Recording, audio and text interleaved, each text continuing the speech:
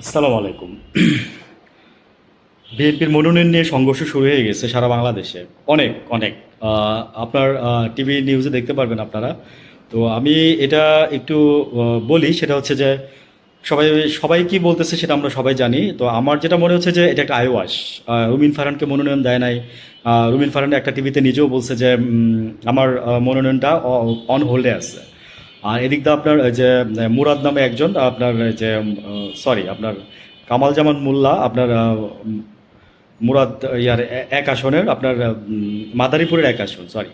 তো ওইটার আপনার তাকেও মনোনয়ন দেওয়া হয় নাই। তাকে আপনার যে বলা হচ্ছে যে আপনার সে আওয়ামী লীগের লোকদের সাথে হাতাচ্ছিল আপনার নায়িকা নিয়ে ছবি, তারপর হচ্ছে আওয়ামী লীগের বেনজিরের সাথে মানে বেনজির তো আসলে আওয়ামী লীগের না, প্রশাসনের বেনজিরের সাথে ছবি, তারপর হচ্ছে আরও অনেক এরকম আর কি অ্যাটসেট অ্যাটসেট এগুলো বলে আপনার এটাকে অ্যাভয়েড করা হয়েছে আর কি।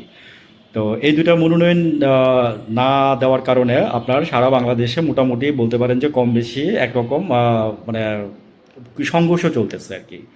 তো রুমিন ফারহান টিভিতে আইসা বলছে যে আমার মনোনয়নটা হোল্ড করা হয়েছে, এটা দিবে আমার মানে ওনার স্বাভাবিক উনি তো আশা করবে তাই না। তবে আমি আমার মতামতটা বা ওপিনিয়নটা দিচ্ছি বা আমি আমার বিশ্লেষণটা বলি।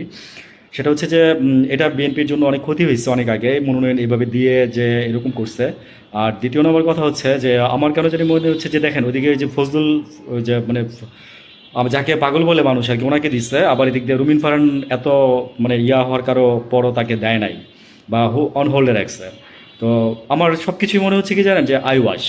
তো রুমিন ফারহানকে দেখবেন যে লাস্টে একটা মনোনয়ন অবশ্যই দিবে, মনোনয়ন দিবে। রুমিন ফারহান বলছে না যে অন হোল্ডে রাখছে। তো আসলে কি ভাই আমরা তো বললাম না যে আমরা তো ওই নাটকের দর্শক, বুঝছেন, আমরা হচ্ছি নাটকের দর্শক। তো আমরা নাটক দেখি, দেখতে থাকি, আর হচ্ছে আমাদের নিজেদের ব্রেন দিয়ে আমরা একটু চিন্তা করি, ঠিক আছে। আমার মনে হয় এটাই বেটার ভাই। আর আমার কাছে সবই মনে হচ্ছে আই ওয়াশ। রুমিন ফারহানকে মনোনয়ন 100% দিবে, আমি বলে দিলাম কথাটা, আজকে দেখেন সামনে জানতে পারবেন। আর হচ্ছে যে এদিক দিয়ে যে আপনার রুহুল কবির রিজভীকে দেয় নাই, মানে এটা আসলে মানে খুবই মানে কি বলবো হচ্ছে এক্সাইটেড একটা ব্যাপার আর কি, যে রুহুল কবির রিজভীকে দেওয়ার মানে কথা ছিল আমার যতটুকু আমি যতটুকু জানি। আর দিল হচ্ছে এদিক দিয়ে ফজু সাহেবকে দিল আর কি, হ্যাঁ, যাকে নাকি মানুষ ডট ডট ডট বলে আর কি। তো এইগুলো নিয়ে মানুষ খুবই মানে বিরূপ প্রতিক্রিয়া সৃষ্টি হয়েছে এবং উত্তেজনা মানে অনেকের মধ্যে প্রতিক্রিয়া, সমালোচনা, আলোচনা, অলরেডি মারামারি পর্যন্ত শুরু হয়ে গেছে আর কি। তো বিএনপির এই জিনিসগুলো আমার কাছে হয় একদিকে আমি তো বললাম কিছুক্ষণ আগে যেটা আমার কাছে সেটাই মনে হচ্ছে। তো সময় বলে দিবে, দেখি কি হয়।